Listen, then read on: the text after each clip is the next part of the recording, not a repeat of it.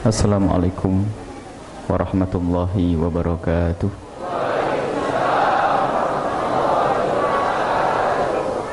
Alhamdulillah alladzi allafa baina qulubil mu'minina fa asbahu bi ni'matihi akhwana. Fa salatullahi wa salamuhu ala habibina wa syafi'ina wa maulana sayyidina Muhammad wa ala alihi al-mutahharina wa ashabihi tayyibin wa tabi'ina lahum bi ihsanin ila yaumiddin. Allahumma ya rabbana ja'alna minal mutahabbina fik. Allahumma ya rabbana inna na'udzubika min dhulmi ibadik. A'inna ya rabbana ala husni muamalatihim wakhsurna ya rabbana yawmal qiyamati ma'a zumrati habibika sayyidina Muhammad wa tahta liwa'ih. Allahumma ya rabbana rizukna at-taubata qabla al-maut wa syahadata 'inda al-maut al-jannata ba'da al-maut. Amma ba'du. Yang kami cintai, yang kami muliakan, para habaib, alim ulama, hadirin, hadirat, adik-adik, wabil khusus Habib Salim yang hadir. Sebetulnya beliau harus punya banyak kegiatan, karena begitulah adatnya orang-orang baik, orang-orang pilihan, menyempatkan diri untuk hadir di sini. Kalau ilmu sudah punya beliau. Nah, kalau ini adalah contoh daripada sesuatu yang akan kita bicarakan. Kita akan bicara bagaimana membersihkan hati, menghilangkan kesombongan, menjauhkan sifat-sifat jelek. Ya seperti itu dicontohkan tawadhu, datang ke tempat-tempat semacam ini. Kalau kita berbicara tasawuf, kita berbicara tasawuf teori, tapi praktek tasawuf bagaimana? Ketawadhuan ditampilkan dalam perilaku.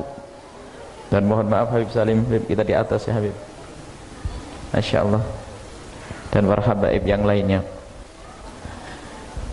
Ketahui ya bahwa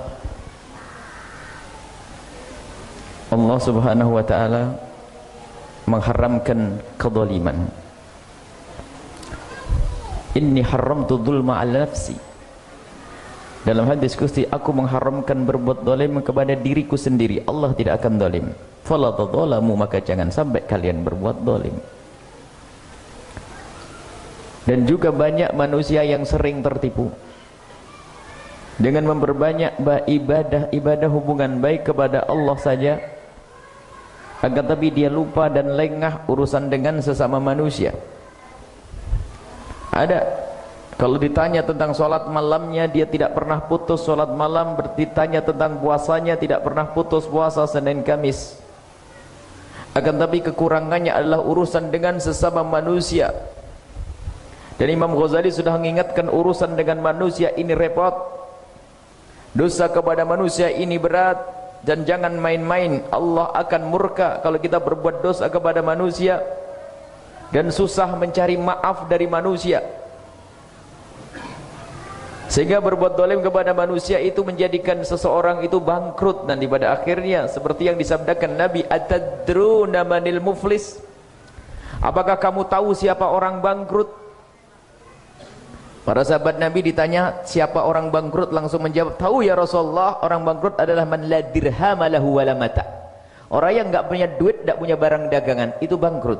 Dijawab oleh Nabi Muhammad, bukan itu orang bangkrut, akan tapi orang bangkrut adalah orang yang ya'ti yaumal qiyamah, nanti di hari kiamat datang dengan puasanya, dengan sholatnya, dengan zakatnya, dengan amal kebaikan, akan tapi waqad daraba hadza wa syatama hadza wa qadhafa hadza wa akhadha mala hadza.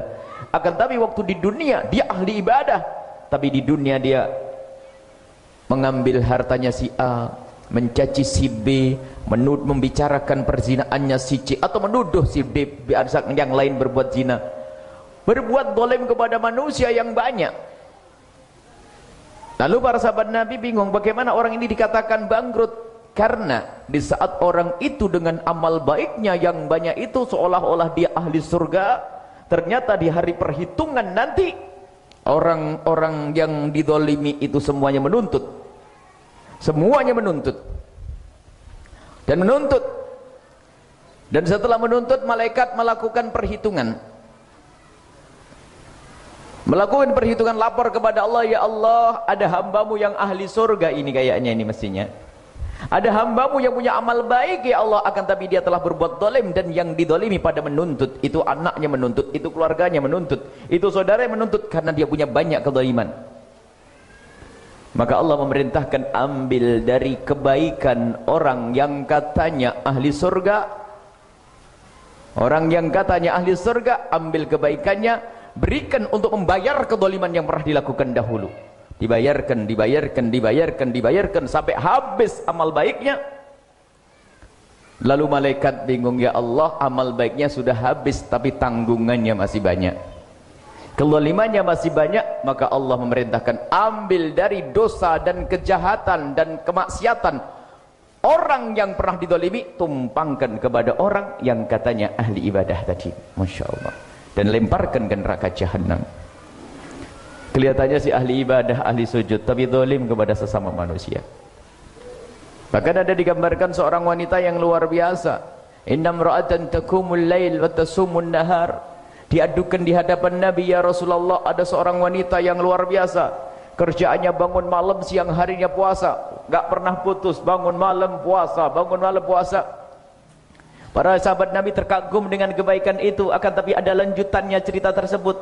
Akan tapi ya Rasulullah, khairu anna laha syai'an tu'di bihi jiranaha wa fi riwayatin bilisaniha. Akan tapi perempuan yang katanya ahli ibadah itu, dia punya kebiasaan kalau ngomong sama tetangganya nyelekit, ngomong seenaknya, nyakiti orang lain dengan lidahnya, bukan dengan yang lain, lidahnya ngomong ceplas-ceplos sampai orang lain pada sakit hati. Apa dijawab? Innaha min ahlin nar, kata Rasulullah, dia adalah ahli neraka. Makanya hati-hati urusan dengan manusia. Dan manusia itu siapa? Manusia itu macam-macam. Dan kalau manusia biasa yang kita tidak pernah punya urusan dengan dia, kita berbuat zalim, ada hitungannya dengan Allah. Misalnya orang di pinggir jalan, orang di pasar. Kalau tiba-tiba kita di pasar lalu memukul orang di pasar, dosa, ada hitungannya di hadapan Allah. Kita di pasar lalu mencaci, kita ada hitungannya di hadapan Allah. Itu orang yang tidak ada hubungannya dengan kita pun ada hitungannya di hadapan Allah. Kezaliman, apalagi orang itu orang yang sangat dekat dengan kita, mereka adalah bapak ibu kita. Kezaliman di atas kezaliman. Bapak ibu kita berjuang untuk kita, bapak ibu kita membesarkan kita, tak taunya setelah itu kalau kita durhaka, maka ini kezaliman di atas kezaliman. Ada lagi istri, ada lagi suami, ada lagi anak, dan nanti akan kita rinci satu persatu dalam pertemuan-pertemuan selanjutnya. Cuman yang mendesak hari ini adalah kita akan ambil, biasanya ini kita punya kurikulum, orang tua, keluarga, dan seterusnya. Hanya ini mendesak karena anak-anak kita tahun ini ada yang tamat SD, tamat SMP, tamat TK, maka kita akan berbicara tentang kezaliman kepada anak. Wahai para orang tua yang ada di sini, ketahuilah anakmu adalah memang nikmat dari Allah. Akan tapi ketahuilah di samping itu nikmat, maka ketahuilah dia adalah juga amanat. Amanat dari Allah. Kalau di sini ada bapak ibu yang enggak punya anak, jika ada bapak atau ibu yang enggak punya anak, ketahuilah Anda tidak akan masuk neraka gara-gara anak. Karena tidak punya anak. Aman. Yang tidak punya anak enggak akan masuk neraka gara-gara anak. Tapi banyak orang punya anak masuk neraka gara-gara anak. Semoga kita adalah orang yang punya anak dan masuk surga. Tapi perhatikan pendidikan ini loh yang harus kita hadirkan. Banyak orang punya anak masuk neraka. Na'udzubillah. Biarpun mereka ahli ibadah, ahli umrah, ahli sujud, anak akan menuntut. Dalam hadis yang panjang kisah orang yang mau masuk surga, ternyata ada yang menjerit dan berkata, wahai malaikat, jangan boleh orang itu masuk surga. Malaikat mengatakan, amalnya baik. Kata orang yang di neraka, biarpun amalnya baik, akan tapi dia telah berbuat zalim kepadaku. Siapa engkau? Aku adalah anak-anaknya. Bapak ibuku rajin tahajudan, rajin pengajian, rajin majelis zikir, majelis ilmu, tapi dia membiarkanku sekolah di tempat yang salah, dia membiarkanku bermaksiat, tidak mengajariku agama, maka aku menjadi bejat. Tolong turunkan malaikat, wahai malaikat, bapak ibuku ke neraka. Maka malaikat minta kepada Allah petunjuk. Allah memerintahkan, turunkan orang tua yang katanya ahli ibadah, ahli ngaji, ahli solawatan, ahli kebaikan, tapi trader urusan anak, turunkan ke neraka jahanam bersama anaknya. Maka sekarang ayo kita lihat anak kita sendiri. Enggak perlu lihat anaknya orang dulu. Kadang orang kalau sudah berbicara tentang permasalahan melihat masalahnya orang lain. Akan tapi wahai orang yang merasa punya anak, lihat anakmu sekarang ada di mana, belajar dengan siapa, kenal dengan siapa. Ini harus kita pikirkan anak-anak kita. Anak-anak kita. Anak kita, ketahuilah kalau orang mencintai anaknya secara sesungguhnya, dia akan berpikir tentang masa depan anaknya. Masa depan anaknya. Itu orang cerdas. Misalnya apa? Kalau ada seorang ibu atau bapak yang membiarkan anaknya sore-sore dibiarin nggak mandi, nggak makan, nggak pakai baju, anak kecil umur 3 tahun 4 tahun keliaran di pinggir jalan, yang marah siapa? Tetangganya. Ini kurang, ini ibu ini gimana punya anak dibiarin sore maghrib ya kan?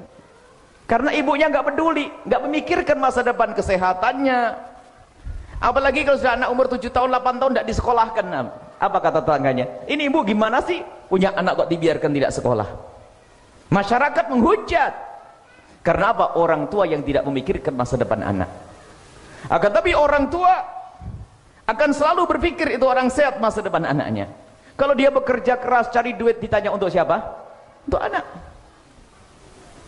Nggak ada yang berhayal aku akan mati dengan kalungan emas, nggak ada. Semua akan mikirkan, sudah punya rumah 1, bikin 2 lagi. Kenapa? Untuk anak yang kedua. Bikin lagi untuk anak yang ketiga. Ini adalah orang tua yang cerdas, berpikir tentang masa depan anak. Akan tapi orang cerdas ini kadang juga menjadi tidak cerdas. Kapan? Di saat bicara akhirat. Paling cerdas bicara dunia, anakku harus punya rumah, punya perusahaan, punya ini, tapi ternyata tidak cerdas urusan masa depan akhirat. Padahal kalau ditanya cerdas, kalau ditanya kelihatan cerdas. Coba ditanya, anak kita bakal mati atau tidak? Yakin? Siapa yang anaknya gak mati? Baik. Kemudian kita beriman, tidak ada siksa kubur. Beriman, ada siksa kubur, ada nikmat kubur, ada siksa neraka dan seterusnya. Akan tapi kita kurang peduli urusan itu. Sekarang adakah orang tua yang berkata begini, wahai anakku, yang penting kamu itu kaya raya di dunia, sehat, tentrem, aman. Setelah itu kalau mati kamu masuk neraka juga nggak apa-apa. Ada tidak? Yakin? Alhamdulillah, Bib, sehat semuanya. Sehat semuanya. Yakin nggak ada? Baik. Dengan lidahnya kita akan ngomong seperti itu. Tapi perilaku manusia itu ngomongnya adalah seperti itu. Perilakunya ngomongnya nggak seperti tadi itu, nggak kayak ibu-ibu. Kalau ditanya, memang mereka lidahnya berkata tidak. Adakah ada orang yang berkata, wahai anakku, yang penting kamu kaya raya, seger buger, sehat di dunia, setelah itu masuk neraka? Jawabnya tidak. Tapi perilakunya ngomong iya. Buktinya apa? Kalau sudah yang namanya sekolah pendidikan umum, dalam bahasa pendidikan dunia, cari fulus, cari duit. Ada orang jual sawah, ada jual anting, jual kalung, segala macam. Ini pendidikan urusan dunia. Tapi giliran madrasah diniyah, dimintai sumbangan 10.000 saja, apa kemana? Keberatan katanya, kemahalan. Maka harus kita pikirkan ini loh, pendidikan anak. Mumpung ini, mumpung kesempatan ini ada anak tamat SD, tamat SMA. Anak kita akan ditanya, tanggung jawab anak ini akan ditanya oleh Allah. Jangan sampai kita teledor urusan anak-anak kita. Kalau sudah pendidikan anak, Masya Allah, kadang-kadang orang itu betul-betul anaknya pengen jadikan mesin uang sapi perah. Pokoknya ngeluarkan duit, nak, tak apa-apa kamu masuk neraka. Tidak pernah dikenalkan kepada agama, tidak kenalkan kepada Allah. Ini problem zaman sekarang ini. Biarpun bapak ibunya ahli ibadah, biarpun bapak ibunya ahli sujud, maka anak itu yang akan menyeret bapak ibunya ke neraka jahanam. Maka sekarang semuanya berpikir anaknya ada di mana. Anak ada di mana? Kalau sudah sekolah umum luar biasa, sekolah SMP, SMA, wah semangat. Kalau anaknya tamatan SD mau ke SMP, biar mau sekolah dibelikan sepeda ini itu dan sebagainya.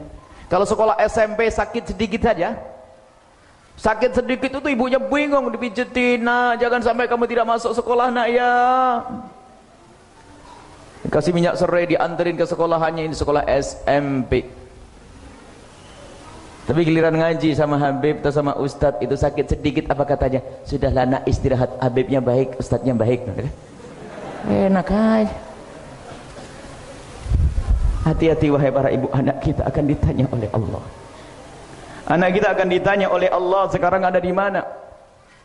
Pendidikan agama nomor 1, kenalkan Allah terlebih dahulu. Kalau tidak dia akan menyiksa kita di dunia sebelum di akhirat. Anak yang tidak kenal Allah, anak yang tidak mengerti bakti kepada Allah, dia akan menyiksa kita. Dia tidak ngerti berbuat baik secara sesungguhnya. Kalau ada anak tidak kita kenalkan Allah, tidak kenal akhirat, tidak ada iman di dalam hatinya, kalau berbuat baik kepada kita pun bukan dari hati, tapi basa-basi. Na'udzubillah. Tidak kenal agama, tidak kenal Allah, tapi baik dengan bapak ibunya, nganterin ke sana mijiti, itu ketahuilah tersembunyi di dalam hatinya adalah bagaimana sertifikat bapakku bisa ganti nama atas namaku. Mengambil toko, anda jahat karena tidak kenal Allah. Jangan senang, jangan merasa bangga dilayani oleh anak. Tapi anak tidak kenal agama, pikirannya nih bapak mati nanti pindah ke saya nih. Atau cepat-cepat toko itu biar dikasih nama saya. Karena apa? Saya butuh duit. Karena tidak kenal Allah. Rugi ibu, di dunia kita sudah rugi.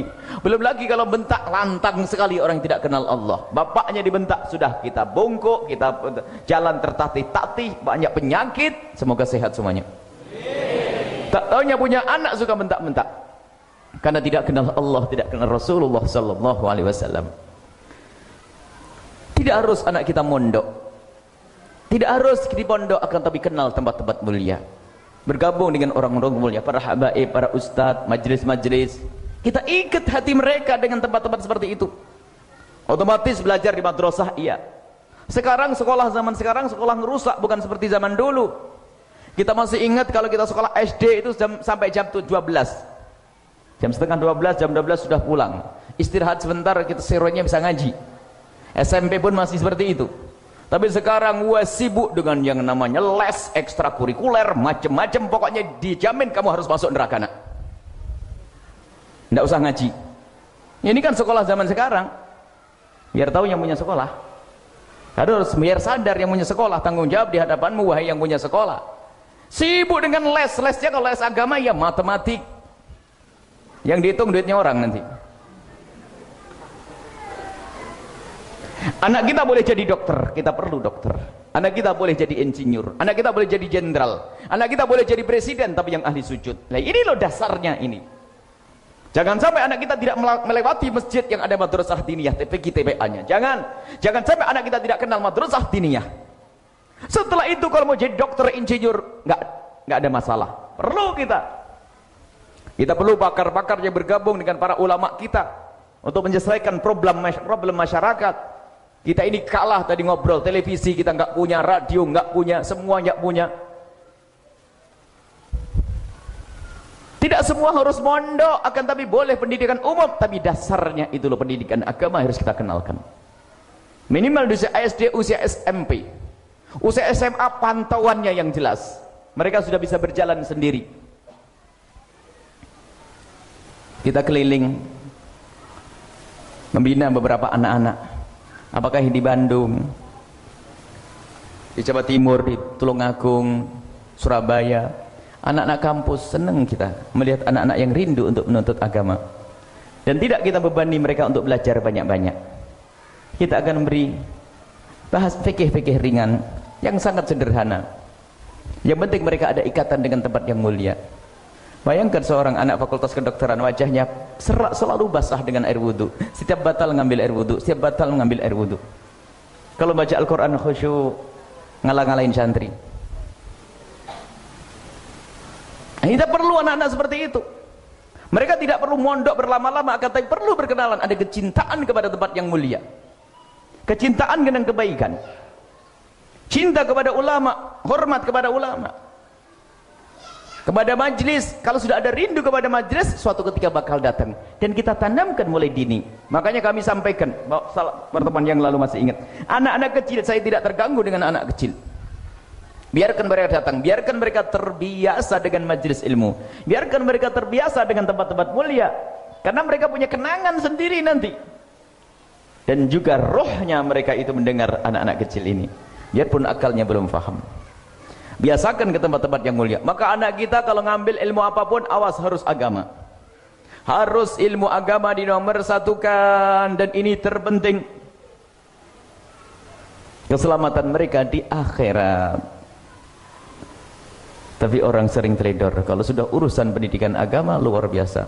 Teledornya. Nggak lulus tes Iqra itu tenang saja. Tapi kalau nggak lulus matematik, bisa digebukin tuh anak.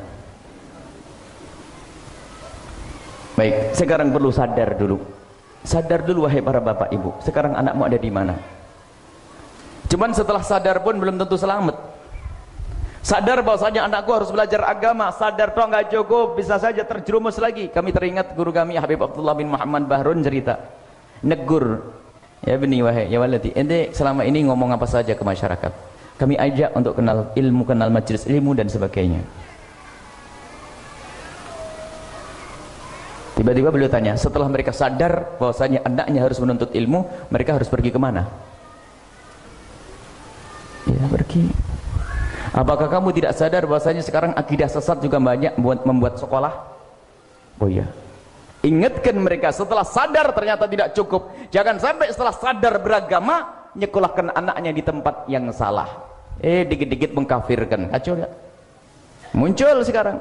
Ini bid'ah, ini sesat, salah lagi. Makanya perlu bimbingan seorang guru.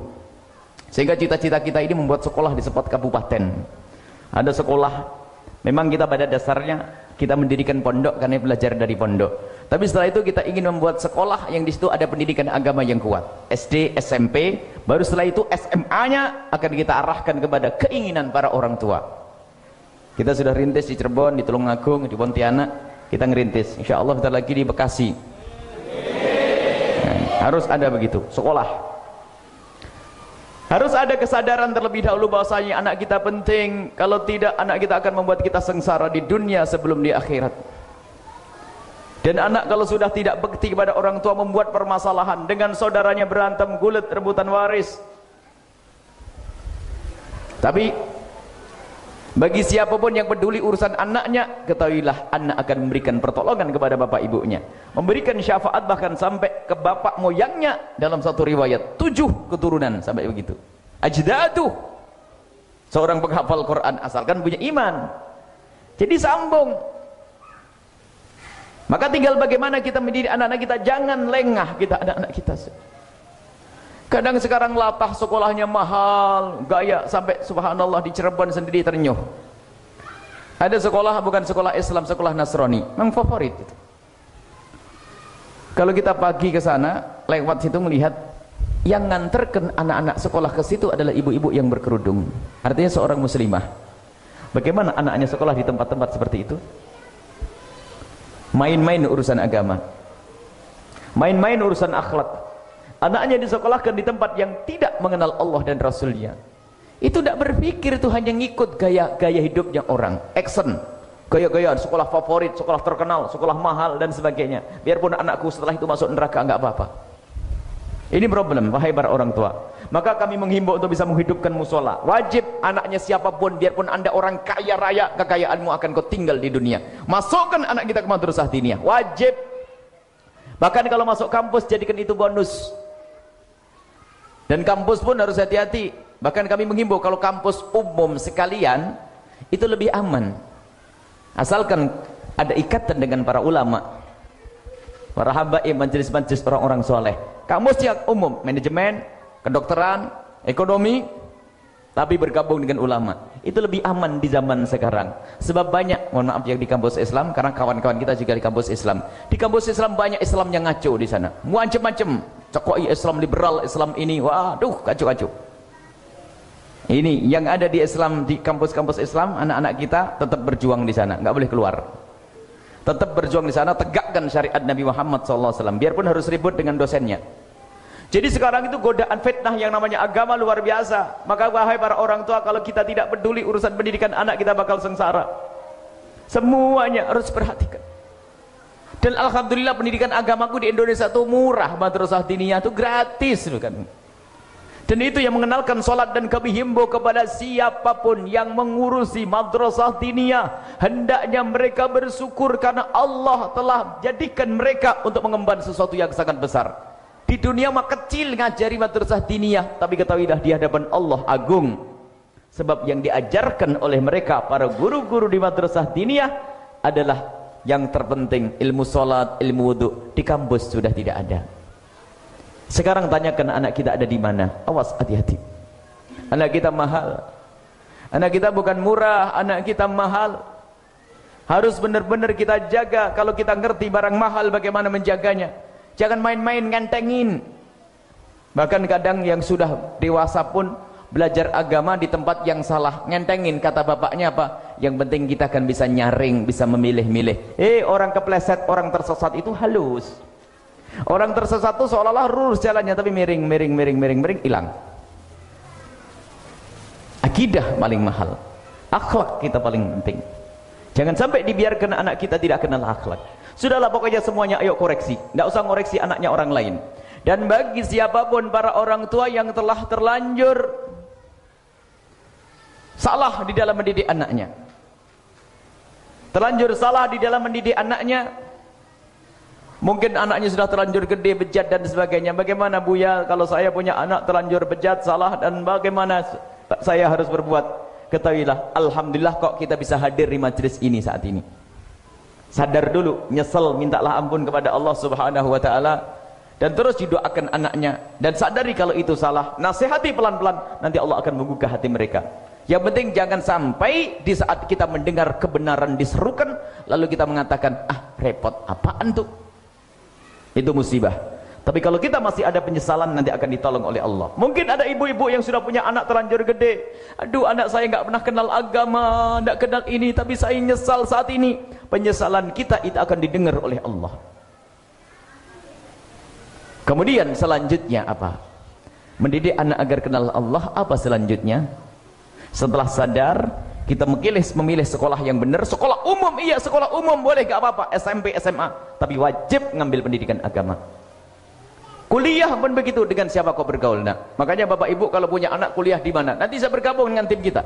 Di Bandung kita juga ada. Kita sebulan sekali ada di di UPI ya. Di UPI, anak-anak ITB, anak ini bergabung dengan kita. Di Jawa Timur juga ada. Pokoknya ada tempat. Intinya anak kita harus dekat dengan majelis semacam itu. Dengan ulama-ulama agar anak kita selamat. Setelah ada kesadaran memilihkan sekolah yang benar, bukan harus mondok. Nanti mikir anak mondok semuanya. Enggak harus mondok. Yang mau mondok silahkan. Akan tapi yang tidak mondok, wajib anaknya melewati pendidikan agama. Apakah madrasah diniyah, ikut majelis para ulama, halaqat ilmiah, akidah yang benar. Baru setelah itu apa selanjutnya? Selanjutnya adalah beri mereka rezeki yang halal.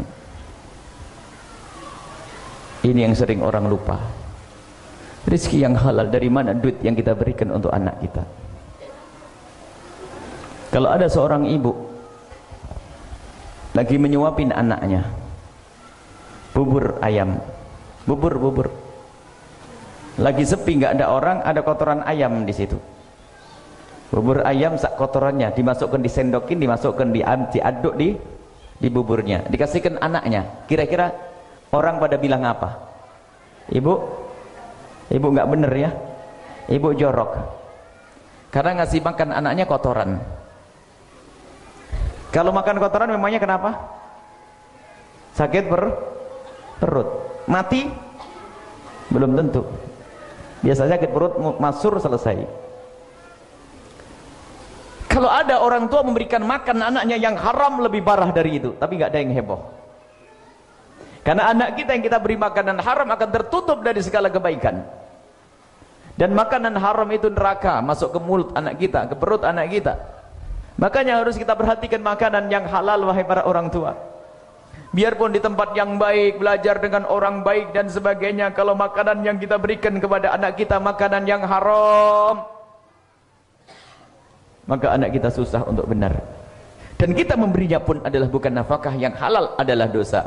Kelihatannya pahala, membiayai capek, tapi dari rezeki yang haram susah benar, dan haram dosa di hadapan Allah Subhanahu wa taala.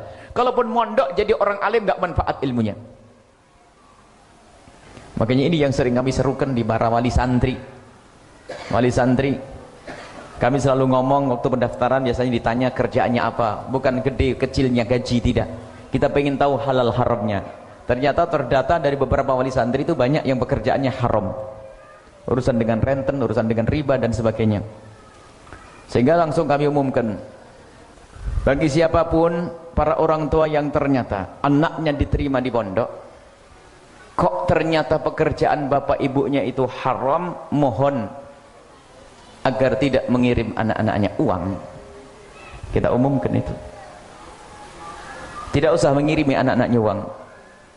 Adapun anak-anak kalian, para bapak para orang tua, anak-anakmu tetap bakal makan sama seperti yang lainnya, tapi jangan dikirimi dengan uang haram, karena uang haram akan menutup ilmu, akan menutup cahaya. Akhirnya ada seorang ibu dari Jawa Tengah itu nangis dia karena tidak boleh ngirim. Boleh anaknya diterima di sini tapi nggak boleh ngirimi duit. Akhirnya setelah 2 bulan datang dia ngirimi duit dan nangis mengucapkan terima kasih. Kenapa? Saya sudah keluar dari pekerjaan saya ganti pekerjaan karena saya pengen ngirim anak saya. Halal. Kalau haram percuma. Kita pengen memberikan nur cahaya ilmu, tak taunya anak kita anaknya makan makanan yang haram. Susah. Kalau jadi ulama ulama yang dengan temannya gesek-gesekan rebutan majlis itu, ulama yang saling mendengki, ulama yang sombong-sombongan, ulama yang musibah itu. Kayak dikatakan Imam Ghazali, la hasadaka hasadul ulama, sesama ustaz saling mendengki. Yang dikatakan Nabi yang paling ditakutkan oleh Nabi lebih daripada takutnya kepada Dajjal, yaitu ulama ulama yang jelek. Karena apa? Dari makanannya haram. Jadi dokter pun sudah bohong, nggak pakai obat harus pakai obat, nggak operasi nggak pakai resep, pakai jadi apa lagi? Jadi pejabat culas. Jadi ustadz juga nggak bener karena dari makanan yang haram. Hati-hati, maka harus semuanya mencari rizki yang halal. Kemudian ada lanjutannya, gimana agar saya mudah cari rizki yang halal? Nah ini kan biasanya panjang terus tuh kemana ini? Bagaimana agar saya mudah cari rizki yang halal? Jawabannya adalah kesederhanaan. Jangan gaya-gayaan hidup, mobil HP-nya harus merek ini, bajunya merek itu. Bajumu nanti merek kain kafan semuanya. Jadi biasakan dengan kesederhanaan. Sekarang ada gaya-gayaan tuh, mobil merek ini, wow, gaya hidup. Yang diikuti gaya hidupnya tetangganya. HP-nya ini, harus punya ini, harus bajunya merek ini, tasnya begini, jamnya. Biasakan dengan hidup yang sederhana, maka mudah bagimu untuk mendapatkan yang halal. Termasuk sekolah pun sederhana. Jangan memaksa kita sekolah favorit yang harus mahal puluhan juta, ratusan juta mungkin, tapi ternyata kita tidak punya rizki, akhirnya makan yang haram, ngambil yang haram. Apalagi pinjem, setelah pinjem ditagih pusing karena malu. Bagaimana saya harus membayar utang, ngambil dari yang haram. Karena apa? Tidak biasa hidup sederhana. Maka yuk kembali dengan cara hidupnya Rasulullah. Rasulullah itu kalau minta apa saja, ngomong apa saja bakal dipenuhi oleh sahabat beliau. Akan tapi bagaimana beliau? Hidupnya sangat sederhana. Pernah suatu ketika berkata, Aisyah, aku akan sarapan pagi. Ada tidak? Siti Aisyah menjawab, tidak ada ya Rasulullah. Idzan asum, kalau begitu aku akan puasa. Biasakan dengan sederhana, makan apa adanya. Nasi putih dengan kerupuk dikasih kecap atau apa saja, kalau punyanya itu. Sekarang harus belanjanya, belinya ayam pun ayam bohongan tuh loh, yang ayamnya kecil pakai bungkus tepung gede itu. Waduh, apa namanya itu? Waduh, alhasil sudahlah, lupakan gaya-gaya hidup. Kalau Buya pakai imamah begini, jangan dianggap imamah ini mahal. Ini lebih mahal kerudungnya ibu-ibu ini. Ini harganya 12.000 ya. Tapi pakai imamah beli kesorot sama televisi dipikir 100.000. Nggak ada itu. Kalau Jakarta, seandainya Buya di Jakarta mungkin kayaknya di Tanah Abang, cuman karena di di Cirebon maka Tegal Gubuk kan gitu ya. Biasakan dengan sederhana, ayo kita makan apa adanya. Termasuk Syekhul Habib Hasan bin Ahmad Bahrun ngajari seperti itu. Pernah suatu ketika kami makan dengan beliau, ada sajiannya petis. Ini pertama kita sering diajak makan beliau. Ada petis. Saya itu orang Jawa, belum pernah berurusan dengan orang Madura, belum kenal sama orang Madura. Ada betis, saya ngelihat modelnya, baunya, saya kurang suka dan tidak makan. Akhirnya kenapa kamu? Saya nggak bisa makan betis. Ustaz, diam dulu sebentar beliau. Akhlaknya beliau tidak langsung marah.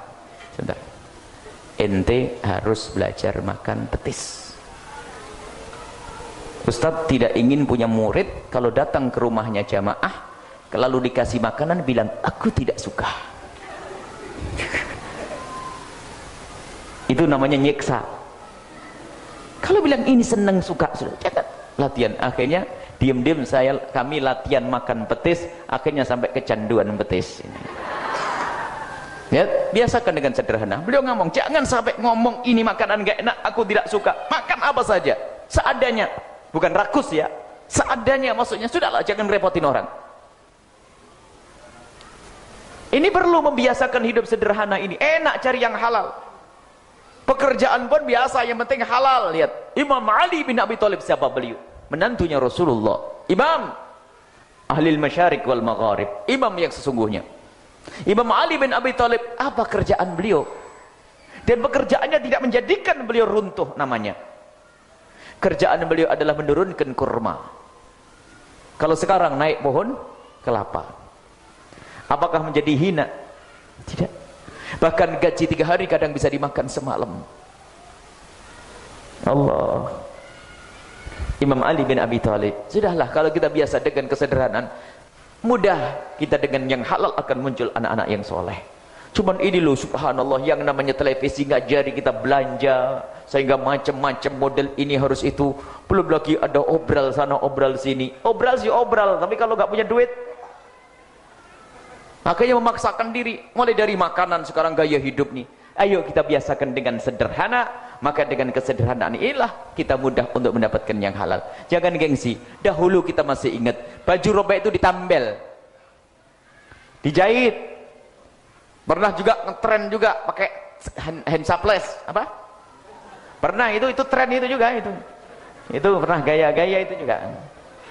Jahit, sekarang robek sedikit jadi pel. Masya Allah. Makanya kami sangat marah dengan para santri yang buang sarung itu. Bapak ibumu sarung kayak begini masih dipakai, nak, tapi kenapa kau buang-buang? Masih ingat bapak ibu mungkin yang umurnya lebih seumur kami ini ya, seumur atau lebih tua dikit lah. Kalau beli sarung bapak-bapak, kalau adik-adik nggak sadar, karena zaman sekarang malah lebih digampangkan oleh Allah. Dulu tuh kalau beli sarung itu 6 bulan naik sarungnya ke lutut, ngepir lah. Nah ini nyambut ini status. Dan tidak ada masalah, orang no problem, itu biasa. Tapi sekarang itu Masya Allah, sarungnya 16 itu masih pusing katanya melarat. Karena tamak. Sudah biasakan dengan sederhana. Biasakan dengan sederhana. Kalau Allah memberikan kenikmatan, gunakan kenikmatan tersebut, kita syukuri. Allah ngasih mobil, Allah kasih mobil mewah, atau kasih rumah megah. Akan tapi jangan sampai itu jadi hayalan yang setiap hari harus kita pikirkan. Khususnya kalau anak kita jadi ustadz. Ustadz pikirannya harus punya mobil mewah, harus punya gedung megah. Nabi Muhammad rumahnya kayak apa? Apakah Nabi Muhammad tidak bisa membuat gedung megah? Nabi Muhammad ngomong saya punya gedung begini langsung dibuat. Tapi Nabi Muhammad memberikan contoh. Kalau ternyata diberi kekayaan, ada ulama-ulama Nabi kaya, ada beberapa Nabi yang kaya, tapi tidak dipaksakan. Termasuk pakai baju pun biasa. Mereka pakai baju bagus dari para ulama, bukan dipaksain karena ngikuti gaya hidup. Karena kaya ya sudah kaya. Tapi sekarang yang nggak mampu pun gaya hidupnya kayak orang kaya. Dan mereka pakai baju compang-camping pun bukan dipaksain. Zaman sekarang pengen disebut sebagai orang tawadhu, orang ahli tasawuf, orang baik, pakai baju dikelecek-lecekin. Nggak bener itu. Jadi muncul orang-orang yang bajunya sangat sederhana. Muncul orang seperti Imam Hasan. Imam Hasan bajunya bagus. Imam Hasan baju bagus, keren gitu, gagah. Sehingga ditegur oleh beberapa pengikut beliau, "Imam, engkau adalah seorang imam ahli bait, cucunya Rasulullah, bajumu kok megah begitu, mewah begitu." Memang beliau dimudahkan Allah urusan rezekinya, bukan memaksakan diri sampai kredit, enggak. Sekarang kredit musim.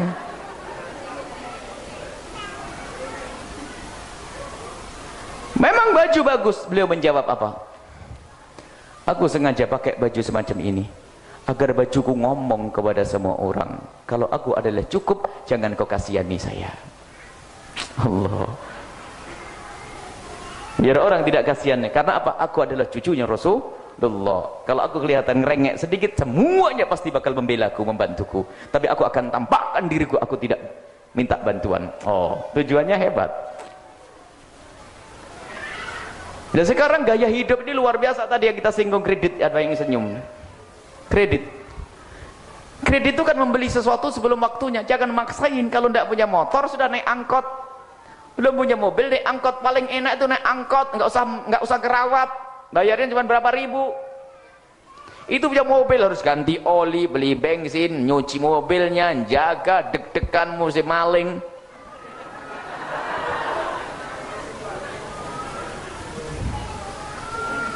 Akan tapi ketahuilah, jalani hidup, dan itu tidak akan mengurangi kemuliaan kita.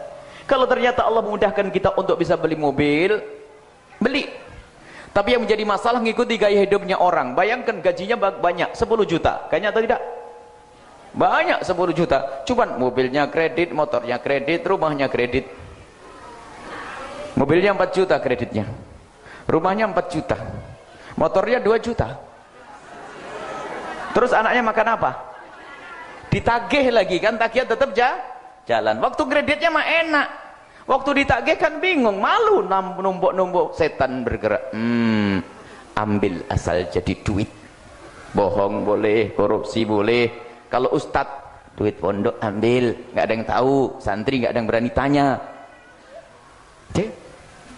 Itu kan setan.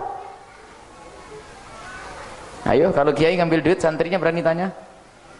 Walat, takut begitu. Wah, setan. Setan dahsyat, pinter makanya. Gara-gara apa? Gaya hidup. Tapi kalau sederhana, nggak punya mobil, sudah. Baik itu Bu, untuk mencari yang halal biasakan sekali. Jangan gengsi jualan teh. Ayo besok jualan teh sama saya, tak ajarin. Saya itu marah sama anak-anak kalau tidak bisa nyangkul. Saya marah dengan anak-anak nggak bisa maku. Ada orang sampai anak putri suatu ketika ada suruh buatin kopi. Ada, kita ajak, ada sama Umi, buatin kopi. Baru diantri kok dingin. Nah, kok dingin? Nah, kamu ngambil air di mana? Di dispenser mati. Oh, tahu airnya dingin? Tahu. Terus nggak ngerti. Jadi gimana buat kopi aja nggak bisa itu? Ini mungkin anak ratu tuh bagaimana nggak pernah kerjain apa-apa. Subhanallah. Jadi ibu, bapak biasakan dengan sederhana. Lakukan semuanya. Kalau kita biasa dengan sederhana, begitu mudahnya orang cari pekerjaan. Kita bisa jadi tukang sapu. Tukang sapu jangan dianggap remeh. Nabi Muhammad pernah mencari tukang sapu. Ada seorang wanita jadi tukang sapunya masjid. Meninggal dunia tidak dikasih tahu Rasulullah. Rasulullah marah. Mana ibu yang biasa nyapu di situ? Sudah meninggal ya Rasulullah. Sudah meninggal kau tidak kasih tahu aku? Maksudnya kenapa kau remehkan dia? Didatangi oleh Nabi Muhammad ke kubur Nabi Muhammad. Ziarah ke kuburnya wanita tersebut. Dimuliakan karena apa? Dia adalah tulus dengan pekerjaannya jadi tukang sapu. Jangan malu. Termasuk wahai para ibu, para istri suamimu, lihat. Suamimu jangan sampai diracuni oleh istri untuk mengambil yang haram. Gara-gara apa? Mau rumahnya kok tetap begini bang, nih harus ganti dong rumahnya, mobilnya belum ganti dan sebagainya. Suami itu sayang kepada istri, apalagi atas nama anak. Pak, kesian anak kita pulang pergi kehujanan, capek dan sebagainya. Nggak sadar mbahnya dulu tuh 2 kilo jalan kaki. Sekarang begitu, akhirnya apa? Bapaknya merasa kasihan, akhirnya ngambil yang haram. Biasakan dengan sederhana, itu yang kita galakkan, sederhana. Jangan gengsi. Termasuk anak-anak pondok itu mainannya pun kita ajari main. Kita tidak pernah kita kenalkan ke mall, anak-anak sekolah. Biasanya diajari belanja kan, ada TK belajar belanja ke mall. Waduh hebat bener tuh. Dipikir, wih gaya, wah gaya. Ayo, pernah? Anak yang pernah ke mall ada enggak? TK atau SD kelas 1 pagi-pagi diajak ke mall latihan weh aja. Gaya hebat, bagus ini. Pendidikan apa itu? Kita bawa ke kebun untuk mempercermati ini, bercocok tanam dan sebagainya. Baru kalau keluar duit diajak belanja, ini diajak belanja. Ini perlu pendidikan sederhana. Makanan sederhana yang Jawa Timur kenal Gatot atau tidak? Gaplek. Cuman orang itu kadang husnudon. Dipikir kalau orang pakai jubah nggak boleh makan gaplek. Saya pernah ke Ponorogo beli gaplek. Kebetulan yang jemput itu temen yang mobilnya mewah begitu loh, mungkin mewah. Saya sendiri mobil mewah tuh mereknya juga lupa. Pokoknya mobil bagus lah. Akhirnya gaplek itu saya pilih dibungkus plastik begitu, terus ada nuker barang atau ya apa begitu. Sampai di Tulungagung saya cari nggak ada. Duh, gaplek ini di mana? Ditelepon. Jawabnya apa? Iya, ini gaplek tak pikir milik siapa, masa Buya bawa gaplek? Ya Allah, ini gaplek tak cari ini kan gitu. Saya suka Gatot loh Bu ya. Tapi kalau di TV nggak kelihatan makan Gatot ya. Ini urusan TV ini, dunia menyesatkan ini. Sudahlah, ayo kita biasakan sederhana Ibu ya. Sederhana, Masya Allah, yang enak. Dulu tuh telur ditambah tepung, 1 telur bagi berempat, nggak ada masalah. Kasih kecap sedikit. Apalagi dulu tuh pakai jelantah, dikasih bawang putih diucek sama lombok, sudah nggak ada masalah. Panjang umur lagi. Cuman kata dokter sekarang, awas bahaya penyakit. Kalau dulu mbah kita tuh jelantah terus, umurnya 120 tahun tuh. Wah, nggak punya penyakit, umur begitu masih bisa baca itu. Kita punya kakek itu 110 kalau sudah meninggal. Itu masih baca setiap sore itu, baca Quran masih bisa. Padahal makan jelantah itu. Memang betul ada penyakitnya sih, mungkin iya. Karena makanan itu memang dari situlah segala penyakit. Cuman ketahuilah, dari harta yang bersih dan halal itu akan menjadikan ilmu bisa didapat dengan mudah. Ini kembali ke urusan apa? Anak-anak tadi. Jadi anak-anak kita beri makanan yang halal. Caranya biasakan dengan kesederhanaan. Sudahlah, jangan gengsi besok kerja apa. Jangan gengsi ke sawah, jualan di pasar, jual sayur. Jangan gengsi dan jangan malu. Kita ngajari anak-anak untuk belanja. Dulu waktu pondok ngerintis, saya ajari belanja. Tawar harga itu, pengen tahu harga yang paling murah untuk jadi langganan. Kalau belanja sayur tuh jangan ditarget saya dari rumah harus beli bayam. Oh enggak, pertama memang saya beli bayam, tak ajari gitu. Tapi sampai di pasar lihat yang paling murah apa, gitu loh. Kadang-kadang berubah, nggak jadi bayam, sayur ini lebih murah, alhamdulillah. Kadang-kadang ada sayur tuh diborong ini murah, ya itu saja rubah. Jangan harus targetnya begini, pakai menu, itu kan orang kebanyakan duit, harus begini, harus begini. Yang penting sehat, begitu ya. Ini saja, jadi agar anak kita makan makanan yang halal, biasakan yang sederhana. Termasuk sekolah pun jangan ikut gaya-gaya sekolah favorit, sudahlah. Kalau tidak mampu sekolah yang baru, sekolah yang gratis banyak. Ada sekolah pondok gratis. Kita punya pondok 2 model. Pondok 2 model, yang pondok pengkaderan, pondok yang memang kita tekuni, itu kita model seperti pondok salaf. Jadi hanya belajar agama. Ada pendidikannya adalah bahasa Indonesia, matematik sama apa?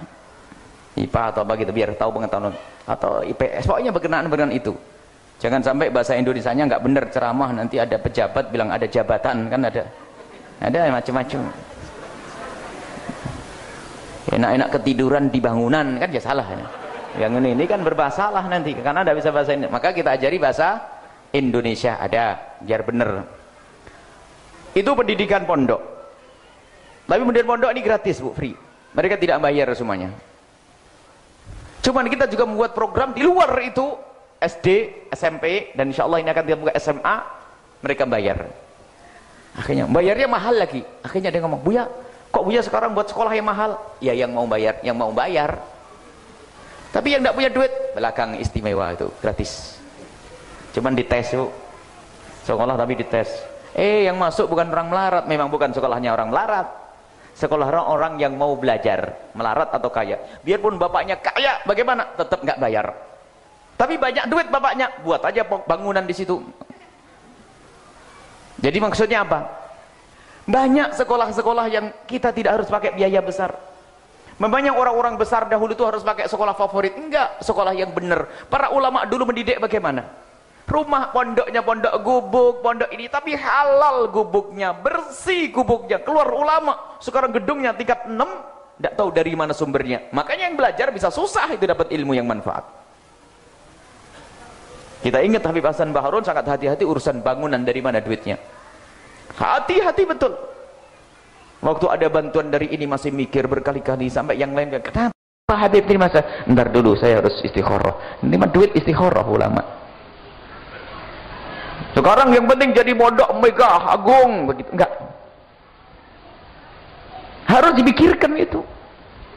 Jadi sekolah madrasah diniyah, mungkin SMP yang murah, tetangga rumah, setiap saat anaknya bisa dipantau, akhlaknya baik. Yang penting bisa ngaji, itu nggak usah gaya-gayaan mahal. Sudahlah, kalau sudah ikut gaya-gayaan, gayanya orang lain, gaya hidupnya orang lain, akan mudah masuk bab haram. Gengsi itu kesombongan. Sementara al-haya' minal iman itu malu, termasuk bagian dari iman itu bukan malu itu, malu bermaksiat, malu mengambil yang haram, malu melakukan keharaman, itu adalah malu sebagian daripada iman. Kemudian setelah itu selanjutnya apa? Memohon. Setelah makanan yang halal, berdoalah.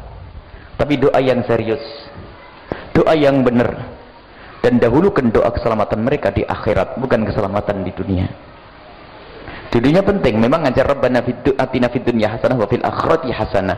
Tapi kan yang akhirat ini kita tekankan. Jadi hayalan, bukan hayalan, impian harapan kita adalah bagaimana kita nanti bersanding dengan Rasulullah. Di padang mahsyar digiring bersama Rasulullah. Mereka punya kecintaan kepada Rasulullah. Mereka bisa mengikuti akhlak Rasulullah. Terus kita bayangkan, coba ya Allah semoga anakku kaya raya, punya mobil, rumahnya gede. Itu boleh. Tapi doanya itu perlu doa keimanan, doa sambung dengan kemuliaan. Doakan dengan doa-doa yang baik. Mendoakan anak kita, coba doa. Tanyakan hati kecil kita, doa apa sih untuk anak kita?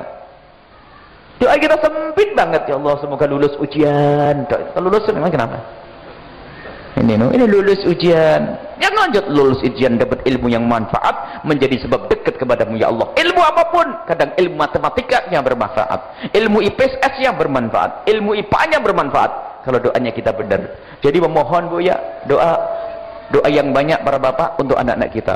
Setiap malam, setiap saat, panjatan doa tanpa henti. Ini saja insya Allah ya. Yang pertama apa? Sadar anak kita tanggung jawab di hadapan Allah. Akan ditanya sehebat apapun, biarpun anda kiai gede, lihat ibadahmu luar biasa, tapi anakmu tidak kau didik dengan benar, engkau akan diseret ke neraka. Kemudian setelah sadar, sekolahnya di mana, dengan siapa bergaul ya. Jangan asal sekolah ya. Sekolah Masya Allah sekarang bisa ngajak perang sama bapaknya ini, tiba-tiba kafir sesat masuk neraka. Setelah itu tolong diberi rezeki yang halal ya, yang halal, jangan sampai yang haram. Halal harus halal menurut para ulama. Kemudian sebab halal itu kadang-kadang ya namanya orang awam ya, pekerjaannya itu adalah ya, mohon maaf ini, jadi dipikir itu haram itu mencuri saja. Ada seorang perempuan, mohon maaf, kerjaannya jual diri. Waktu tanya, yang penting kan tidak mencuri, yang penting halal ya, halal bahasa curi. Jadi halal itu kayak apa sih menurut orang awam? Tidak pentingnya ngomong seperti itu. Yang penting tidak mencuri. Kalau mencuri itu yang haram. Yang penting halal, asalkan tidak mencuri. Lo kerjaannya apa? Jual diri. Ya, karena orang awam mengerti halal menurut ulama.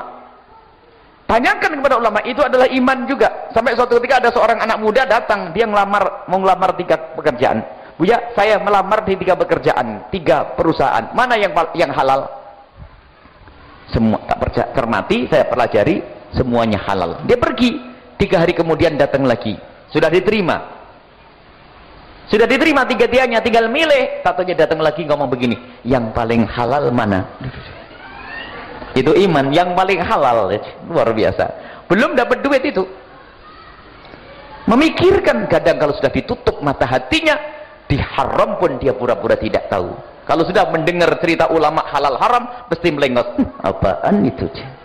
Apalagi ngerendahkan Allah kadang-kadang, yang halal aja, yang haram aja susah, apalagi halal. Oh, bakal nyungsep itu manusia. Karena merendahkan Allah. Seolah-olah Allah tidak bisa memberi makanan yang halal. Itu pernah muncul itu. Haram aja susah, apalagi halal. Wah, bahaya itu.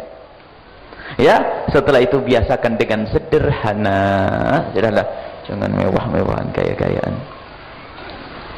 Cukup insya Allah sampai di sini. Kalau ada ditanyakan, ditanyakan. Setelah ini anak kita harus di tempat-tempat mulia. TPQ harus masuk. Wajib, tidak boleh tidak. Kalau pengen selamat. TPA, Madrasah Diniyah, wajib. Kalau ternyata sekolahnya pakai les-les, pindah sekolah.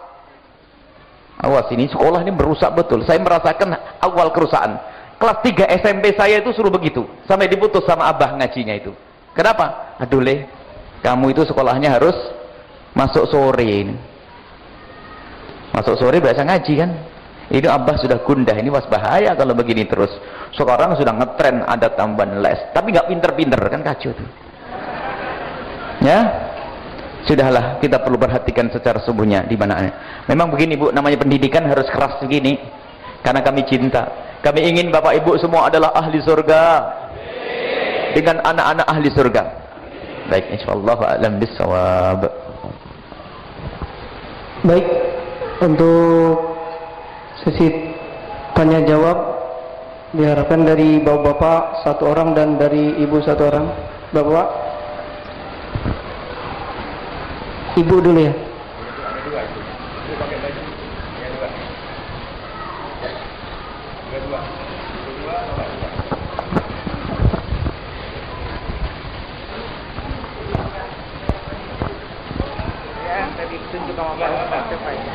Dua-duanya gantian, boleh dapat semuanya. Assalamualaikum warahmatullahi wabarakatuh, Pak Ustaz. Assalamualaikum warahmatullahi wabarakatuh. Ya, saya mau tanya, nama saya Ibu Lestari. Ini di luar ini pertanyaan saya yang tadi Pak Ustaz berikan gitu. Ini saya pengen tanya, ada satu masjid, dia sholat taraweh itu 2 imam, yang satu 11 rakaat, yang satu 24. Itu gimana tuh Pak Ustadz tuh? Saya nggak ngerti ideannya tuh Pak Ustadz. Terima kasih. Wassalamualaikum warahmatullahi wabarakatuh. Waalaikumsalam warahmatullahi wabarakatuh. Ayo. Assalamualaikum warahmatullahi wabarakatuh. Waalaikumsalam warahmatullahi wabarakatuh. Sebelumnya perkenalkan Pak Ustadz, saya Siti Afni. Saya juga dulu pernah kuliah di IAIN Cirebon, tapi saya sekarang melanjut di Universitas Pelita Bangsa. Karena kendalanya mungkin keuangan, karena di IAIN itu kan nggak bisa sambil kerja ya Pak. Ya udah, langsung ke pertanyaan. Tadi kata Bu Yahya bahwa menghindari makanan dari hasil uang haram itu kan tujuannya agar anak menuntut ilmunya itu mungkin intinya lancar dan mudah mencerna materi. Kemudian yang saya tanyakan, bagaimana jika uang itu sudah dihasilkan dari uang halal, tapi makanannya ini yang diragukan kehalalannya. Contohnya dari mie, terus es krim, permen Kopiko juga katanya itu mengandung minyak babi. Bagaimana tanggapannya? Terima kasih. Assalamualaikum warahmatullahi wabarakatuh. Waktunya masih panjang, mungkin dua dulu kita jawab. Oh, jam 10 ini. Berarti 4 pertanyaan aja. Silakan Bapak 2.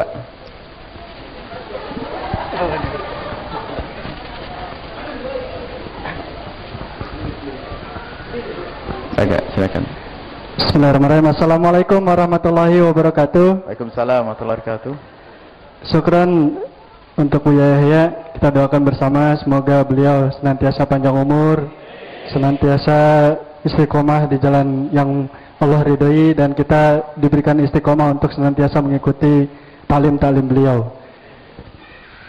Afwan Buya, Al-Fakir Ahmad Taufik dari Kampung Pintu Air, mau bertanya soal masalah lowongan pekerjaan yang disyaratkan itu dia ada main belakang pakai calo, jadi nyogok. Ini sekarang lagi tren juga. Nah, ini perlu ada pengkajian. Mudah-mudahan terbuka pintu dan hati kita, mata hati kita, untuk tidak terkesan memaksakan. Alhamdulillah, kalau saya pribadi punya prinsip, saya cari kerjaan untuk dapat uang, terus kenapa harus mengeluarkan uang gitu. Ini bukan artinya jawaban, bukan, tapi ini nanti Buya Yahya untuk bisa memberikan penjelasan lebih lengkap. Lalu yang kedua Buya, afwan, ini sedikit bukan menceritakan aib ya, tapi ini share buat jamaah juga. Bagaimana kita bersikap selaku orang tua. Saya sudah punya anak 3, istri 1. Jadi saya berada di lingkungan mertua. Saya mengawasi betul anak saya, jangan sampai dikasih uang dari hasil yang tidak baik. Nah itu saya tahu, afwan ya, mertua saya itu melakukan hal yang haram gitu, mendapatkan itu, iya. Insya Allah mertuanya baik, insya Allah. Amin, amin, amin. Seharusnya tidak disebut. Sudah. Iya Bu ya, afwan. Nah itu gimana sikapnya ya Bu ya? Baik. Iya, terima kasih. Assalamualaikum warahmatullahi wabarakatuh. Kalau ada sangkut pautnya dengan orang, dipermisalkan saja. Jadi misalnya ada seseorang gitu saja ya, tidak boleh aku pelakunya atau siapapun, supaya menjaga semuanya. Itu adab juga dalam bertanya ya. Misalnya ada seseorang punya anak, dia masih tinggal dengan mertuanya, kemudian mertuanya suka ngasih makan haram gitu. Jadi semuanya tidak boleh, tidak membicarakan orang lain. Menggunjing juga dosa haram, masuk dosa gede. Silakan ya. Kalau ada masalah pribadi tidak usah disebutin langsung, ada orang gitu saja. Enggak. Assalamualaikum warahmatullahi wabarakatuh. Waalaikumsalam. Perkenalkan, nama saya Abdul Aziz dari Gera Asri. Kini Buya. Alhamdulillah saya sudah menikah selama kurang lebih 12 tahun. Dan alhamdulillah sampai saat ini belum diberi amanah, yaitu belum dikasih keturunan. Bagaimana kiat saya biar saya seperti orang tua yang lain bisa mendapatkan 3 amalan yang enggak terputus, yaitu doa dari anak yang soleh. Terima kasih Buya atas jawabannya. Assalamualaikum warahmatullahi wabarakatuh. Waalaikumsalam warahmatullahi wabarakatuh. Pertanyaan pertama dari Ibu Lestari, bahwasanya ada sebuah masjid yang satu 2-3 rakaat tarawihnya, yang satu 11 rakaat. Ya, aneh. Tidak tahu yang diikuti siapa. Jumhur ulama 4 madhab mengatakan sholat tarawih itu 20 rakaat. Buya punya buku tarawih praktis, bisa dipahami. Yang pertama bicara tentang witirnya Rasulullah.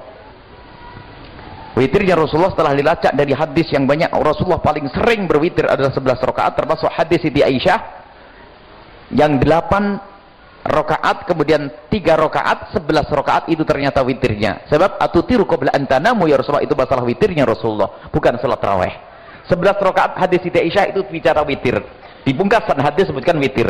Di riwayat lain Nabi Muhammad menyebutkan bahasanya witirnya Rasulullah kebanyakan adalah 11. Memang beliau pernah witir 3, pernah witir 7, pernah witir 9. Tapi kebanyakan witir Nabi Muhammad berapa? 11. Sehingga di dalam hadis itu adalah Ramadan wa ghairi Ramadan. Di Ramadan dan di luar Ramadan. 11 rakaat itu pekerjaan Nabi di Ramadan dan di luar Ramadan. Jadi bukan tarawih. Makanya aneh kalau itu dibawa ke bab salat tarawih. Adapun tarawihnya Rasulullah itu adalah berapa? Riwayat yang banyak semuanya tidak menyebutkan bilangan. Hanya ceritanya dalam Bukhari dan Muslim, kisah Nabi melakukan sholat di masjid malam pertama, kedua, ketiga, keempat, kemudian tidak lagi melakukan. Bilangan tarawihnya Nabi Muhammad tidak disebutkan bilangannya. 11 rakaat bukan bilangan tarawihnya Rasulullah. 23 rakaat juga bukan bilangan tarawihnya Rasulullah. Rasulullah bilangan tarawihnya tidak ada hitungannya. Kemudian Sayyidina Umar bin Khattab dan para sahabat Nabi menjadikan bilangan 20 rakaat plus witir.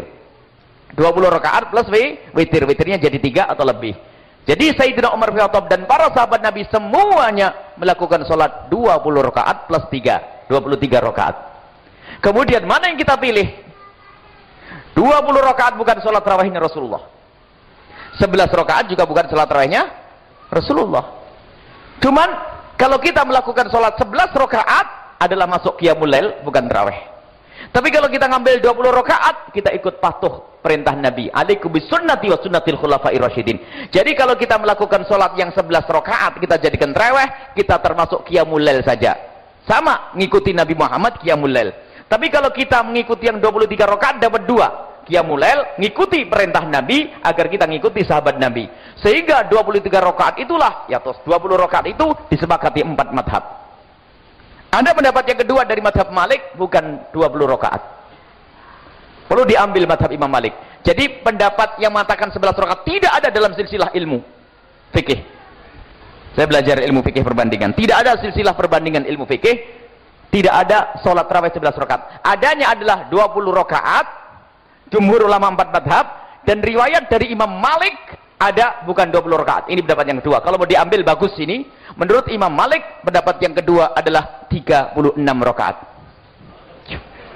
Tidak ada lagi selain itu. Jadi ulama hanya antara 20 dan 36 plus witir menjadi 39. Kenapa Imam Malik mengatakan 36 rakaat? Karena apa? Untuk mengimbangi apa yang dilakukan oleh ahli Mekah. Ahli Mekah itu setiap 4 rakaat, 20 rakaat itu, 4 rakaat tawaf.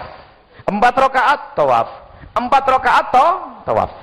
Cuman tawafnya ini menurut Imam Malik diganti dengan qiyamul lail. Jadi 4 rakaat, tawafnya diganti 4 rakaat sehingga jumlahnya menjadi 36 rakaat. Jadi tidak ada dalam silsilah ilmu fikih menjadi 11 rakaat. Harus jelas ini. Makanya aneh. Kemudian kalau kita mengatakan tarawih Nabi Muhammad 11 rakaat, ini kan merendahkan Nabi. Wong witirnya saja Nabi Muhammad 11 rakaat, terus tarawihnya kok 11 itu Nabi tidak witiran lagi. Atau witirnya jadi 3, maka itu pemikiran yang aneh. Baca buku, kita menyusun, mencoba kita kumpulkan hadis witir, kemudian hadis tarawihnya Nabi, hadis tarawihnya sahabat Nabi, kesimpulan para ulama, selesai. Jadi ibu, kalau sudah ada begitu, memang ada yang aneh. Yang 11 itu aneh. Di Indonesia itu nggak ada 11 rakaat. Bukan dunia. Dunia nggak ada 4 madhab semuanya ini, kecuali madhab yang lain itu. Makanya ibu jangan ikut yang 11, ikut yang 20. Kalau kita tidak mampu bisa nyicil, hari ini 10 rakaat dulu deh, nanti pindah 10 rakaat, 10 rakaat, boleh nyicil. Jadi itu aneh bu ya, kalau aneh jangan diikuti ya. Ini bukan main-main bagi kami, karena apa? Kita perlu patuh kepada para ulama. Karena biasanya 11 itu kelompok orang yang suka mencaci maki dan mengolokkan. Hadis sholat witir dijadikan hadis sholat tarawih, ini kan aneh. Kalau memang hadis Siti Aisyah dijadikan tarawihnya Nabi Muhammad 8, 3-nya witir, merendahkan Nabi. Berarti Nabi di bulan Ramadan nggak banyak ibadah. Mana yang sampai Muhammad hatta tawarramat qadamah, melakukan sholat malam sampai bengkak kakinya. 11 rakaat aja kok bengkak ya kan gitu nih. Ini adalah merendahkan Nabi sallallahu alaihi wasallam ibu ya. Jadi nggak usah diikuti yang 11 yang aneh-aneh. Makanya kami ingin semuanya harus balik lagi. Kalau kamu malas, sudahlah, kamu berhenti. Tapi jangan rusak masjid. Kalau engkau jadi imam malas, sudahlah, kamu jadi makmum saja, pertengahan potong nggak apa-apa. Tapi syiar di masjid jadi imam harus 23. Untuk kembali kepada sunnah khulafaur rasyidin. Kalau ternyata anda ustadz malas, saya sedikit sakit, jadi makmum saja, biar yang lain jadi ustadz, kalian anda pergi. Tapi syiar di masjid harus berapa? 23. Harus ini. Yang 11 rakaat gimana? Tidak dosa, dapat pahala insyaallah dari Allah Subhanahu wa taala. Cuman kita ingin dapatkan pahala berlipat dengan mengikuti sahabat Nabi sallallahu alaihi wasallam. Ada pun pertanyaan yang selanjutnya bahwasanya masalah makanan, ketahuilah bahwa makanan haram itu ada haram zati, ada haram aridi. Haram zati itu adalah zatnya itu haram, babi.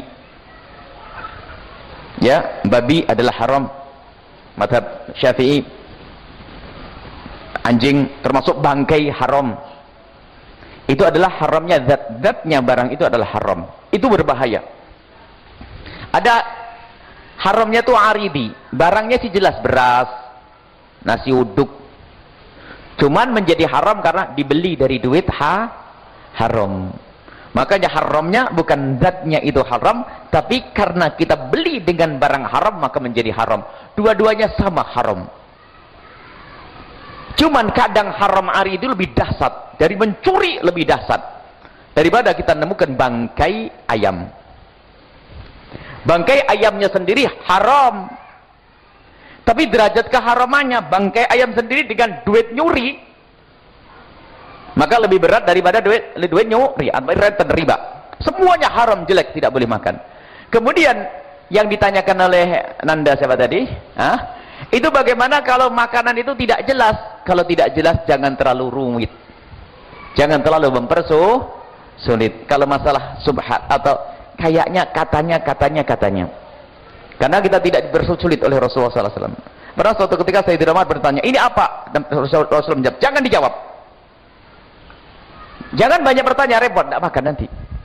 Cuman kalau hati-hati untuk dirimu sendiri. Untuk dirimu sendiri. Ini katanya adalah makanan ini, mie adalah ini. Buat dirimu sendiri. Kecuali urusan medis. Misalnya mie membahayakan, makan rokok membahayakan.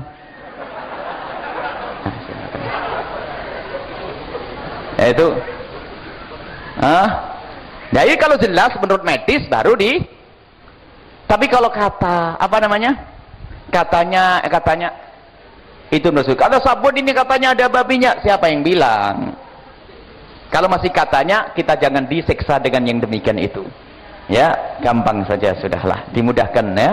Yang penting belinya dari duit yang halal, kopiko dan sebagainya. Cuman ada jenis minuman yang sudah direkomendasi oleh dokter, minuman-minuman yang membahayakan. Ada kan? Bahayakan, hindari. Atau produknya produk yang nggak jelas, produknya produk dari Yahudi, sebisa mungkin dihindari ya. Baik. Jadi kalau haramnya haram tidak, bukan haram itu namanya. Nanda siapa tadi? Kalau masih tidak jelas itu bukan tergolong haram. Misalnya mie ini katanya mengandung minyak begini, katanya. Kalau katanya sudahlah, nggak ada masalah. Jangan dipersulit. Kita tidak mempersulit hal yang demikian itu. Yang sudah pasti-pasti riba, ngambil miliknya orang, rebutan waris, nyopet duit masjid, duit pondok, itu sudah jelas itu. Kalau masalah begitu mah enteng ya, nggak ada masalah ya. Kemudian yang ditanyakan oleh saudara kita, bagaimana kita bekerja dengan nyogok? Hukumnya nyogok adalah haram. Cuman ada haramnya, haram kuat, haram double dan haram satu. Ada haram double, haram satu. Yang namanya nyogok yang benar-benar haram berat, haram satu, haram double, yaitu kita membayar sesuatu yang bukan hak saya. Jadi saya tidak berhak ke situ, tapi saya bayar untuk saya mendapatkan sesuatu tersebut. Misalnya dalam sebuah pekerjaan, ini tidak boleh bekerja kecuali orang yang punya ijazah S1 misalnya. Berarti selagi tidak punya S1 tidak bisa bekerja. Akhirnya kita membayar. Berarti kita mengambil bukan hak kita. Maka ini betul-betul yang namanya riswah, menyogok. Tapi ada yang menyogok tapi tidak dosa, yaitu mengambil haknya. Motor kita disandra sama seseorang atau apa, dia berkata kalau tidak membayar tidak boleh ngambil motor. Motor saya, sehingga saya bayar 200.000, lalu motor saya ambil. Saya tidak dosa waktu membayar, tapi dia dosa menerima. Saya tidak, karena motor sama urusan pekerjaan. Jika Anda adalah orang yang layak bekerja di tersebut, maka Anda adalah punya hak untuk bisa bekerja di situ. Anda punya hak untuk bekerja. Cuman dari pihak sana itu mempersulit. Kalau tidak bayar tidak boleh ada membayar. Maka Anda termasuk jenis membayar sesuatu yang hak Anda. Maka dari segi membayar, mengambil hak Anda tidak dosa. Bukan termasuk digolong sebagai riswah, menyogok yang haram. Cuman dia itu telah mengambil duit dari Anda haram. Anda telah menolong haram, maka Anda dosa karena menolong yang haram.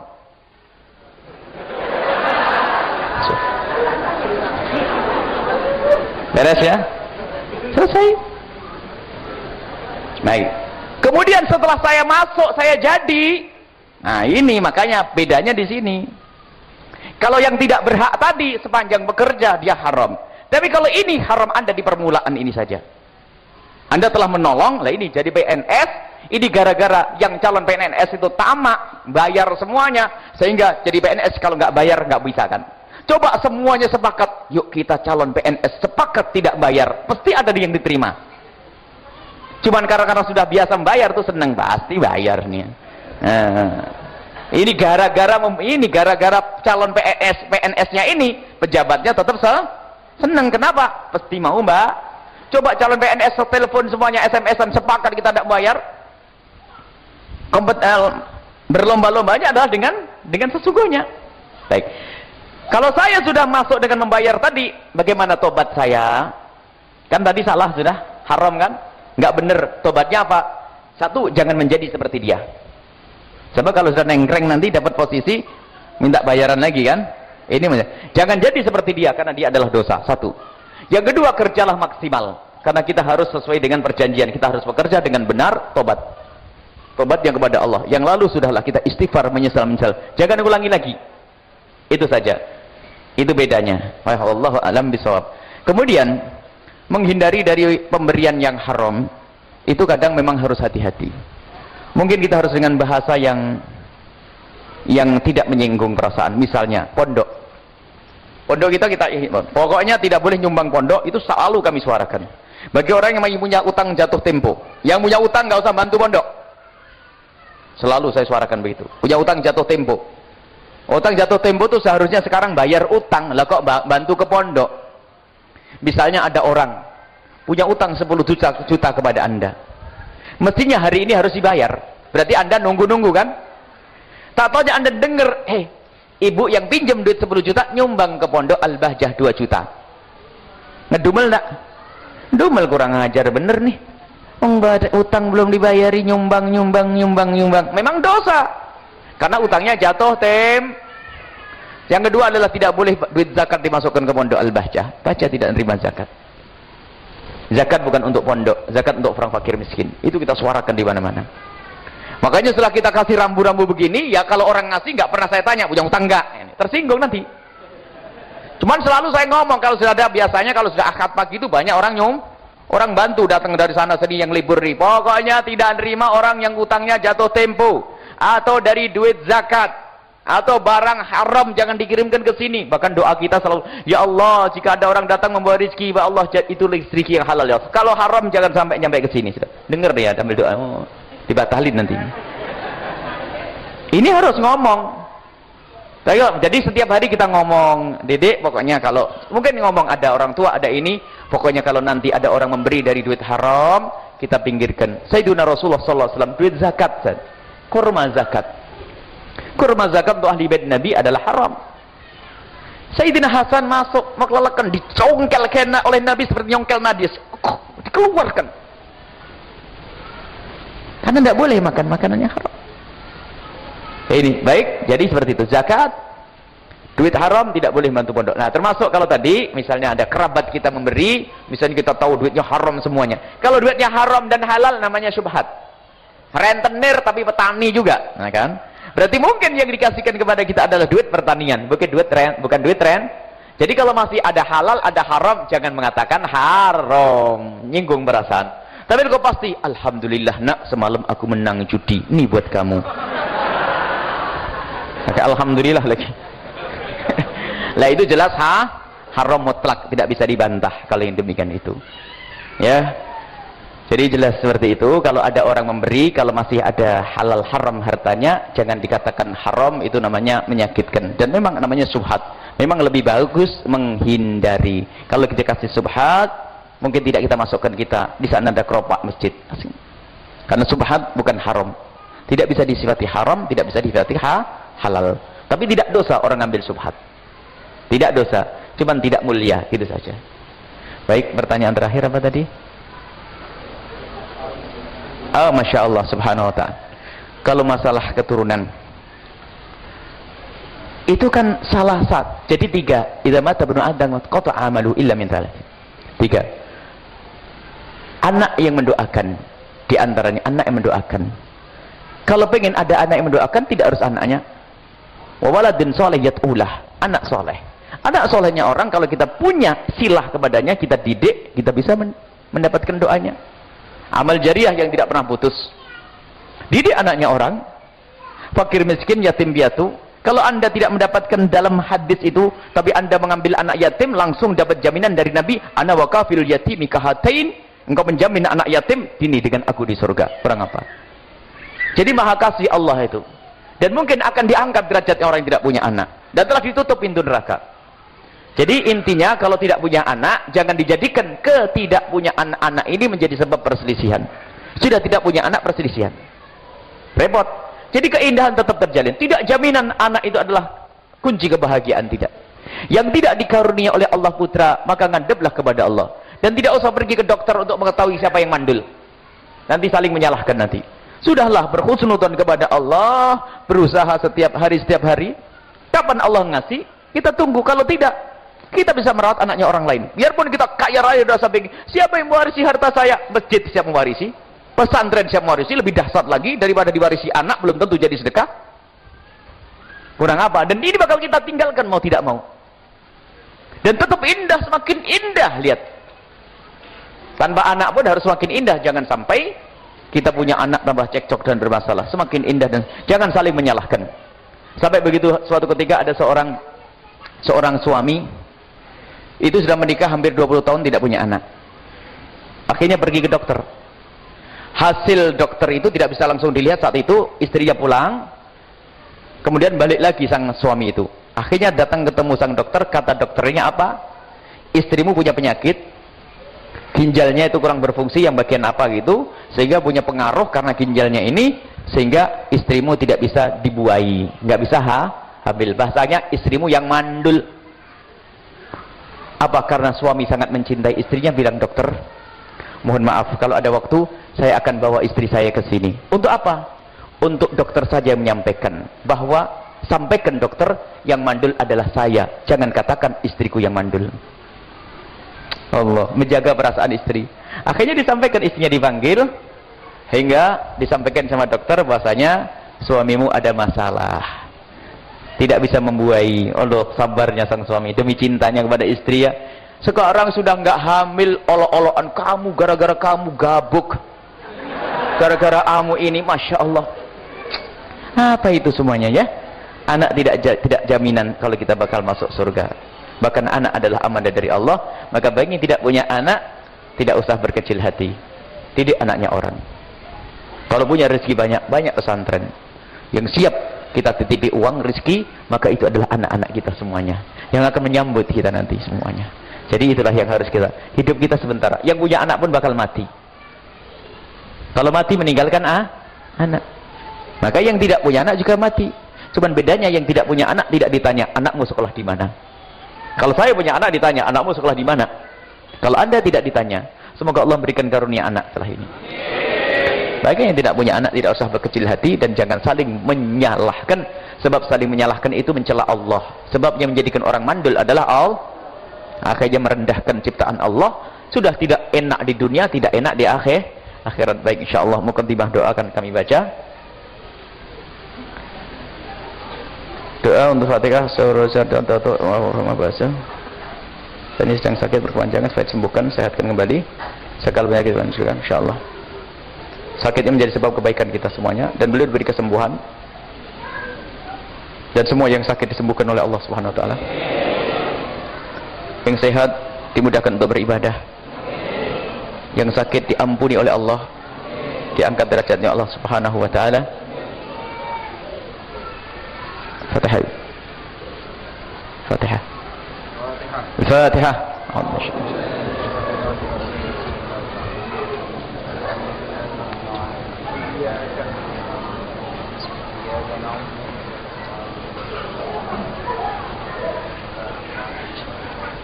Sebelum doa, pengajian setiap Sabtu pagi dan Ahad pagi di Cirebon. Sesekali dah ada rombongan dari sini, sebulan sekali. Nanti sarapannya di sana, tapi laporan dulu. Berangkatnya dari sini jam 12 sampai sana pagi pengajian, habis itu sarapan di sana. Istirahat, melihat keadaan pondok, boleh pulang besok. Jadi pengajian setiap Sabtu pagi dan Ahad pagi. Cuman harus agak pagi karena kalau enggak nanti masuknya agak susah. Biarpun tempatnya gede, ada teman-teman dari mana-mana pada datang. Jadi kita undang, jangan lupa. Kalau bisa Sabtu pagi dan Ahad pagi ya. Kemudian juga pengajian di MNC TV setiap Senin pagi, Bu Ibu. Itu juga membangun rumah tangga, pendidikan anak. Tolong dimelek sedikit lah ya. Insya Allah kalau melek pengajian biasa Bu, kalau sinetron itu untuk apa kan. Jadi melek pengajian insya Allah setiap Senin pagi di MNC kita ada silsilah juga, itu silsilah ringan karena waktunya cuma setengah jam atau 45 menit. Jadi silsilah ringan untuk membenahi hidup kita, rumah tangga kita, anak-anak kita, semuanya ada di situ insya Allah. Baik, diikuti setiap Senin pagi. Mari kita tutup dengan doa sebelum dipungkasi dengan doa Habib Salim. Kita beri muqaddimah doa dulu. Bismillahirrahmanirrahim. Alhamdulillahirabbil alamin. Allahumma shalli ala sayyidina Muhammad wa ala ali sayyidina Muhammad. Allahumma arhamna wa la tu'adzibna wansurna wa la takhdhulna wa'afina wa la tumridna wa akrimna wa la tuhinna wa athirna wa la tuthir alaina innaka ala kulli syai'in qadir. Allahumma ya Allah yang menyaksikan kami saat ini ya Allah, kami mohon ya Allah buka hati kami untuk mendengar kebaikan, untuk menerima kebenaran ya Allah. Hati kami ya Allah, jangan sampai hati kami sombong lalu tidak bisa menerima kebenaran. Kami mohon ya Allah semua yang ada datang di tempat ini atau yang menyaksikan acara ini, berikan kepada mereka semua kemuliaan, atau yang mendengar suara ini, berikan kepada mereka segala kemuliaan ya Allah di dunia dan di akhirat. Dan kami mohon anak-anak kami ya Allah, anak-anak kami amanat darimu ya Allah. Mudahkan kami untuk mendidik anak-anak kami di pendidikan yang kau ridhoi, dan mudahkan kami memberi nafkah anak-anak kami dengan rezeki halal yang kau ridhoi dan kau berkahi ya Allah, ya Allah, ya Allah. Jangan sampai ada di antara kami yang masuk neraka gara-gara anak-anak kami, akan tapi jadikan kami semua ahli surgamu ya Allah. Anak kami ya Allah, pandang mereka dengan kasih sayangmu ya Allah, yang saat ini engkau lebih tahu di mana mereka berada ya Allah. Anak-anak kami ya Allah, yang nomor 1, yang nomor 2, yang nomor 3, yang nomor 4, yang nomor 5, yang nomor 6, yang nomor 7, dan anak-anak kami semua itu ya Allah. Jaga mereka semua, muliakan mereka di dunia dan di akhirat. Jadikan mereka anak yang bisa berbakti kepadamu, semakin cinta dan berbakti kepada kekasihmu Nabi Muhammad. Dan jadikan anak-anak kami bisa anak-anak yang bisa berbakti kepada kami ya Allah. Ya Allah, ya Allah, jauhkan mereka dari segala kehinaan. Di zaman-zaman rusak ini ya Allah, cintakan mereka kepada kebaikan untuk belajar ilmu agama yang kau ridhai ya Allah. Kami mohon jika ada di antara yang ada di sini orang tua yang lengah, orang tua yang lalai sehingga anaknya selama ini tidak pernah dikenalkan dalam pendidikan agama, kami mohon angkat derajat mereka saat ini. Para orang tua ini angkat dan berikan kesadaran, dan mudahkan di esok hari untuk membawa anak-anak mereka ke tempat mulia ya Allah. Jangan biarkan mereka terus larut dalam kelalaian ini ya Allah. Sungguh kami tidak rela jika ada satu orang di sini masuk neraka gara-gara anak-anak mereka ya Allah. Ya Allah, dan jika ada di antara kami yang ada di sini dan yang menyaksikan acara ini atau mendengar suara ini, ada orang tua yang terlanjur salah mendidik anak-anak mereka sehingga anak mereka terlanjur besar dengan kebejatan, dengan durhaka, dengan kenistaan, dengan maksiat. Kami mohon berkat kehadiran mereka atau karena mereka telah mengikuti acara ini, kami mohon ya Allah, kembalikan anak-anak mereka ke jalan yang kau ridhoi, kembalikan anak mereka ke jalan yang kau ridhoi, dan ampuni mereka ya Allah. Sungguh engkau maha kuasa ya Allah. Dan kami mohon dekatkan kami dan anak-anak kami kepada ulama-ulama kekasihmu Nabi Muhammad. Dekatkan mereka dengan orang-orang soleh, dekatkan mereka ke majelis kemuliaan. Dan kami mohon ya Allah, para orang tua yang ada di sini, cintakan mereka ke majelis mulia, dan cintakan mereka ya, rindukan mereka ya Allah kepada tempat-tempat yang baik dan mulia.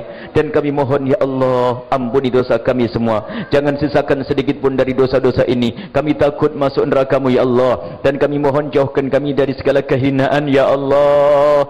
Dan kami mohon jika ada di antara kami yang ada di sini yang masih mempunyai pekerjaan haram, kami mohon ya Allah, berikan kesadaran dan gantilah dengan yang halal lebih banyak dan lebih berkah. Dan sungguh bagimu sangat mudah. Jangan biarkan mereka terus larut dalam rezeki yang haram ya Allah. Engkau maha tahu siapa mereka ya Allah. Jauhkan mereka dari rezeki yang haram ya Allah. Jauhkan mereka dari rezeki yang haram, dan gantilah dengan rezeki yang halal. Dan kami mohon jaga kehormatan dan kemuliaan anak-anak kami. Jauhkan mereka dari zina, dan kami semua jauhkan kami dan mereka semua dari zina yang busuk, hina dan kau hinakan yang saat ini ya Allah. Sebab bangkitnya syahwat ada di mana-mana ya Allah. Televisi, laptop, HP dan sebagainya ya Allah, membangkitkan syahwat, menggoda anak-anak kami. Kami mohon jaga kehormatan anak-anak kami, kemuliaan anak-anak kami. Jauhkan mereka semua dari zina yang busuk, hina dan kau hinakan itu ya Allah. Dan jika ada di antara mereka ada yang pernah terpeleset dalam hina dan busuknya zina, Kami mohon ya Allah, berikan kepada mereka kesadaran dan ampuni mereka ya Allah.